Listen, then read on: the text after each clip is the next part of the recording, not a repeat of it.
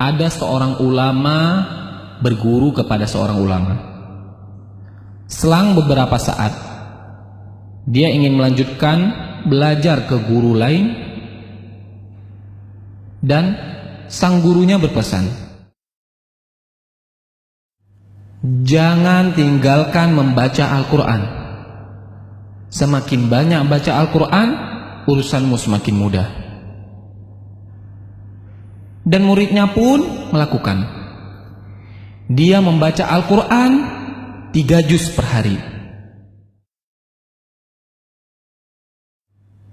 Sampai dengan 10 juz per hari. Dan urusannya pun semakin mudah. Allah yang mengurus semua urusannya. Waktu pun semakin berkah.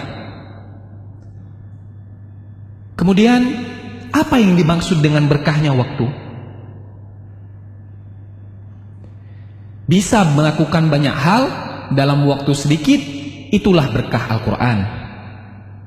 Al-Quran membuat kita mudah mengefektifkan manajemen waktu. Bukan waktu yang mengatur kita, akan tetapi kita yang mengatur waktu. Padahal teorinya, orang yang membaca Al-Quran menghabiskan banyak waktu, mengurangi jatah kegiatan lain. Tapi Allah yang membuat itu semua menjadi berkah, hingga menjadi begitu efektif. Hidup pun efektif. Dan Allah akan mencurahkan banyak berkah dan kebaikan kepada kita karena Al-Quran. Dan Allah akan mencurahkan banyak keberkahan dan kebaikan kepada kita karena Al-Quran.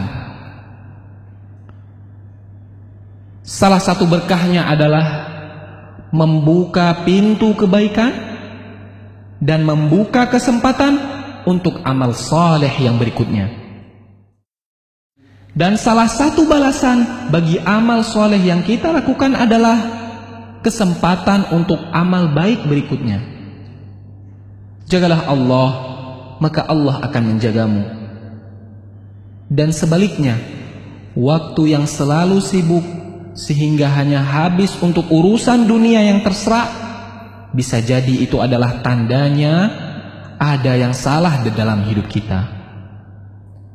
Barang siapa yang bangun di pagi hari dan hanya dunia yang dipikirkannya, sehingga seolah-olah ia tidak melihat hak Allah dalam dirinya, maka Allah akan menanamkan 4 macam penyakit padanya.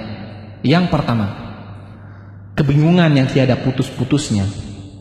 Yang kedua, kesibukan yang tidak pernah jelas akhirnya. Dan yang ketiga, kebutuhan yang tidak pernah merasa terpenuhi. Dan yang terakhir, khayalan yang tidak berujung wujudnya. Keberkahan waktu yaitu bisa melakukan banyak amal kebaikan di dalam waktu yang sangat sempit dan sangat sedikit. Selamat membaca Al-Quran dan beraktivitas dengan berkah Al-Quran.